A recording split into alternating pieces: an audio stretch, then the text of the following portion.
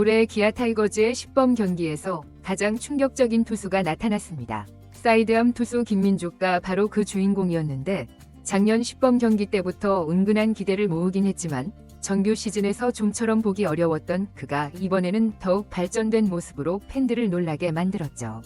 16일 삼성 라이온즈전에서 9회를 깔끔하게 잠그는 장면은 가이제의 임창용이 불릴만 했는데요.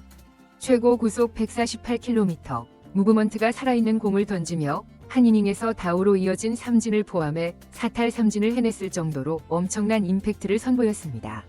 작년의 드래프트에서 단 7라운드 지명에 불과했던 무명 투수라는 점을 생각하면 그야말로 반전 드라마라 할 수 있었는데요. 기아 코칭 스태프와 선수단, 그리고 현장을 지켜본 팬들은 진정한 괴물이 왔다며 환호하는 중이죠. 과연 김민주가 왜 이토록 주목받고 있으며 그가 보여준 성장세는 어디까지 이어질 수 있을지 관련 내용 자세하게 정리해드리겠습니다.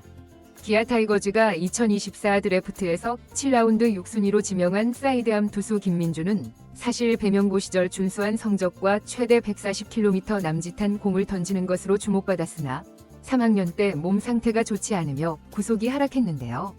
결과적으로 고교 졸업 후 프로 지명을 받지 못했습니다. 이후 영동대 진학해 구속을 재차 끌어올리고 변화구 완성도를 높여 가능성을 보였고 프로 지망생들의 서바이벌 무대인 최강 야구에도 출연하며 자신의 이름을 조금씩 알렸죠.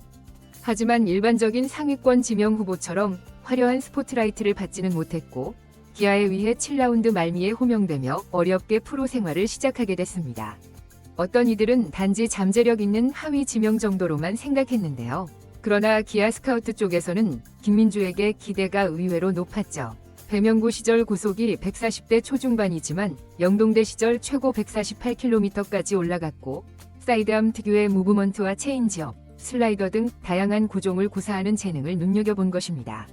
당시 감독과 코칭 스태프도 즉시 전력감은 아닐 수 있어도 1에서 2년 내 1군 불펜 자원으로 자리 잡을 수 있다는 확신을 가졌다고 하는데요. 실제로 드래프트 뒤 김민주의 계약금은 5천만 원으로 7라운드 치고는 준수한 편이었죠. 2024 시즌을 앞두고 김민주는 마무리 캠프와 호주 캔버라, 일본 오키나와 스프링 캠프 등에서 착실히 몸을 만들었는데요. 수많은 관계자들이 기본적인 제구가 나쁘지 않고 사이드암임에도 무브먼트가 독특하다, 포심보다 투심 느낌에 가까운 공이 미묘하게 움직인다는 평을 내놓았습니다.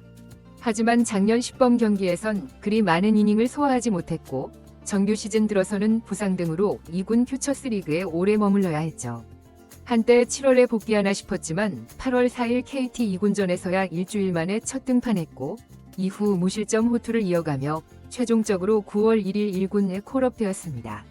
팬들에게 본격적으로 이름이 알려진 건 9월 27일 하나 이글스전이었는데요. 팀이 어려운 상황에서 데뷔전을 치른 김민주는 노시환에게 우중간 루타를 맞고 최은성에게 볼넷을 내주며 위기에 몰린 듯 보였으나 이후 황재영, 목건우 등 후속 타자들을 삼진 처리하며 무실점으로 막아내는 대담함을 보여줬죠. 당시 구속은 142km 정도로 기록됐고 사이드암 특유의 흔들리는 궤적이 인상적이었습니다. 데뷔전이라 긴장감이 클 법도 했으나 결국 실점 없이 이닝을 끝냈고 그 순간이 생각보다 공이 좋다는 말이 선수단과 코칭 스태프 사이에서 오갔다는 후문입니다. 그런 김민주가 이번 2025년 10번 경기에서 더욱 진화된 모습을 보였는데요. 16일 삼성전 9회 말에 등판한 그는 극적인 장면을 연출했습니다. 단 한 이닝 만에 4탈 3진이라는 이색 기록을 세운 것인데요. 물론 삼진 파울팁으로 인해 주자를 내보냈지만 곧바로 또 삼진을 뽑아내는 저력을 했죠.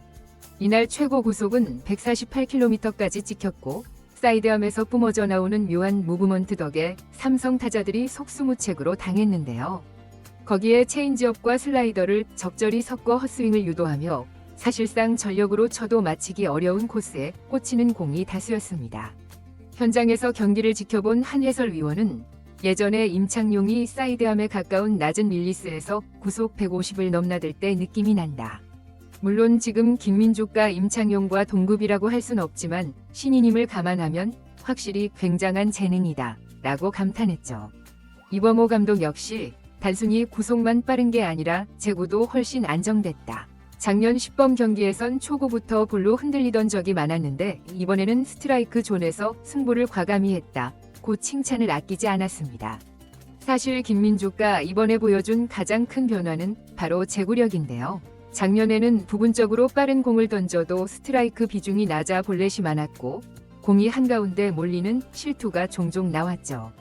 그러나 이번 경기에서는 포수 미트가 크게 흔들리지 않는 깔끔한 피칭이 눈에 띄었고 포심, 투심, 체인지업, 슬라이더를 자유자재로 던져볼 만큼 자신감이 붙은 듯한 모습이었습니다. 제2위 임창용이라는 수식어가 붙은 이유는 단순한 사이드암에 150km라는 이유만은 아니었는데요.